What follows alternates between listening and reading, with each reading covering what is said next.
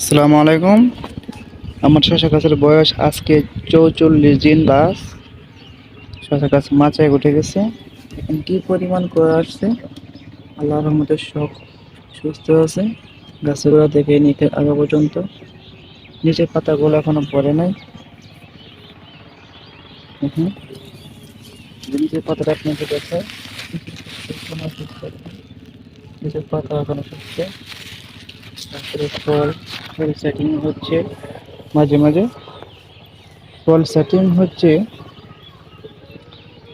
খুব কম পরিমাণে। শীতের জন্য ফল গাছ দুটোই বৃদ্ধি কম, তবে মাশাআল্লাহ অনেকের তুলনায় আমার গাছের বয়স অনুযায়ী গাছ মোটামুটি ভালোই বৃদ্ধি পেয়েছে।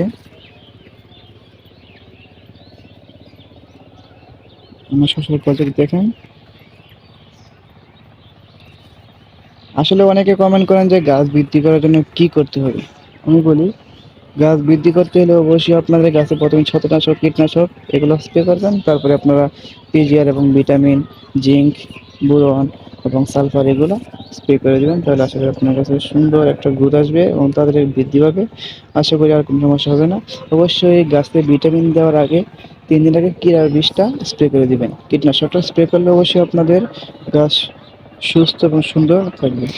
এখন আসি আপনাদেরকে কীটনাশক এবং কি ভিটামিন এবং কি স্প্রে করবেন তার নামগুলো আপনাদেরকে বলে দেই। যে কীটনাশক আপনার গাছের পাতা যদি ছিদ্রকারী কোনো পোকা থাকে, তাহলে আপনার বিএসের সাথে পরামর্শ করে সে অনুযায়ী আপনারা করবেন। তাছাড়াও আমি নাম বলে দিচ্ছি, ইমেট প্লাস এবং আপনারা সাথে আপনারা ইটাকল এবং জিঙ্ক, এই 3টা স্প্রে করতে পারবেন।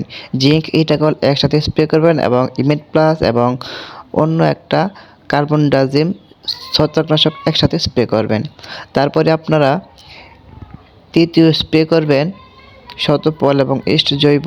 তাছাড়া আরও যে অন্য ভিটামিন আছে যেমন বলবান, তারপরে আছে আপনাদের আরও অন্যান্য অনেক রকমের পিজিআর আছে, সেগুলো স্প্রে করবেন। অবশ্যই আপনাদের গাছের গ্রোথ অবশ্যই বাড়বে এবং আপনার গাছের ফলও সেটিং হবে এবং আপনার চিন্তার কোনো কারণে থাকবে না আশা করি। আসসালামু আলাইকুম ওয়া রাহমাতুল্লাহ।